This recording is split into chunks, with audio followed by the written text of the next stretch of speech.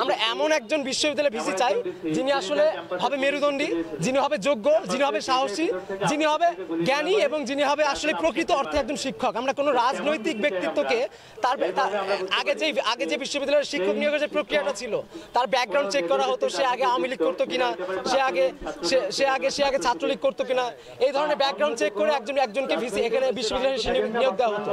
কিন্তু এখন সেই চর্চাটা আমরা চাই যে সেই চর্চাটা বন্ধ হোক এবং সেটা চেক করা হোক যে বিশ্ববিদ্যালয়ে যে শিক্ষকরা ইতিমধ্যে আছেন তাদের ব্যাকগ্রাউন্ড কি, তাদের প্রক্রিয়া নিয়োগ প্রক্রিয়া ঠিক আছে কিনা, এই সব কিছু চেক করতে হবে। আমরা পরিপূর্ণ সংস্কার চাই এবং যিনি ভিসি হিসেবে আসবে ডক্টর ইউনূস স্যার আমাদের এখানে এসেছিলেন, তিনি বলে গেছেন এই বিশ্ববিদ্যালয় হবে বাংলাদেশের মধ্যে একটি মডেল বিশ্ববিদ্যালয়, শহীদ আবু সাঈদ বাহির বিশ্ববিদ্যালয় অনেক এগিয়ে যাবে এবং সেই জন্য তিনি সর্বাত্মক সহযোগিতা করতে চেয়েছেন। আমরা তার সেই কথার সাথে একমত প্রকাশ করেছি, তাকে অভিবাদন জানিয়েছি। সেই জায়গা থেকে আমরা একজন যোগ্য তিনি এখন বিশ্ববিদ্যালয়ে হবেন কিনা সেটা বড় প্রশ্ন না, তিনি এখন বাংলাদেশে হবে কিনা বড় প্রশ্ন না, তিনি এখন বিদেশে হবে কিনা সেটা বড় প্রশ্ন না, কিন্তু আমরা একজন যোগ্য প্রকৃত অর্থে একজন ভালো ভিসি চাই, আরো দ্রুত ভিসি চাই। আর দ্বিতীয় কথা হচ্ছে আমাদের অনেকগুলো কাজ এখনো বাকি আছে। আমাদের হলগুলো, আমাদের মেয়েদের হলগুলো এখন একটা কাজ শুরু হয় নাই। আমাদের রিসার্চে 7 বছর হয়ে যাচ্ছে, রিসার্চের একটা বিল্ডিং এখনো তৈরি হয় নাই। জাস্ট আগের ভিসি নকশা বদল করে দিয়েছিল, টাকা মেরে দিয়েছিল। এই জন্য আমরা চাই এমন একটা ভিসি আসবে যারা আমাদের রিসার্চের জন্য, গবেষণার জন্য সর্বোচ্চটা দেবে, আমাদের দিকে সর্বোচ্চ খেয়াল রাখবে। আমরা এমন একজন ভিসি চাই যে নিজের স্বার্থ শুধু দেখবে না, নিজের স্বার্থের আগে আমাদের বিশ্ববিদ্যালয়ের স্বার্থ দেখবে, বিশ্ববিদ্যালয়ের উন্নতির জন্য যা যা করা উচিত সেগুলোকে করবে, তারপরে স্বার্থ দেখবে। পূর্ববর্তী যত ভিসি স্যাররা ছিল তারা এইরকম মেন্টালিটি ছিল না, তারা প্রথমে নিজের স্বার্থই দেখেছে, তারপরে বিশ্ববিদ্যালয়ের স্বার্থ কি হোক সেটা অতটা কেয়ার করেনি। আমরা এমন ভিসি চাই, 7 বছর পরে আছে, অনেক আগের প্রজেক্টগুলো সেগুলো যেন সর্বপ্রথমে বাস্তবায়ন করা হয় এবং মেইন কথা হচ্ছে নিজের স্বার্থ না দেখে সবার প্রথমে যেন আমাদের ভার্সিটির স্বার্থ দেখা হয়, এরকম ভিসি আমরা চাই।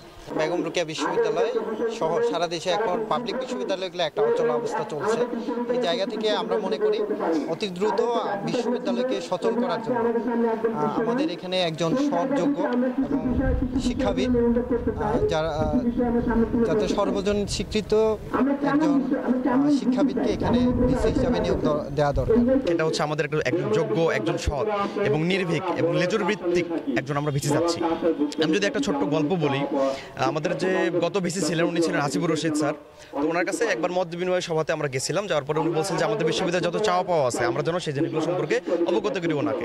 তো ওনাকে বলছি যে আমাদের বিশ্ববিদ্যালয়ে বাসের সমস্যা, বিশ্ববিদ্যালয়ে হলের সমস্যা, অনেক লাইব্রেরির সমস্যা, সব সমস্যার কথা তুলে ধরার পরে উনি বলছিল first of all Begum Rokeya university is a low paid university. এখন আমি বলতে চাই একটা বিশ্ববিদ্যালয়কে কিভাবে একজন ভিসি বলেন যে লো পেইড ইউনিভার্সিটি, এটা কিন্তু প্রথম প্রশ্ন থেকেই যায়। দ্বিতীয় প্রশ্ন হচ্ছে উনি বলতেছিলেন যে আমাদের এখানে চলে গেছেন, জি জি এখন আমরা চাচ্ছি বেসিক্যালি উনি যে লো পেইড ইউনিভার্সিটি বললেন, আমাদের বেগম রোকেয়া বিশ্ববিদ্যালয়ের লো পেইড কোন অংশে, কেন আমাদের এখানে লো পেইড করা হয়, তাহলে ভিসি তাহলে অবশ্যই মানদণ্ডহীন ভিসি ছিলেন না।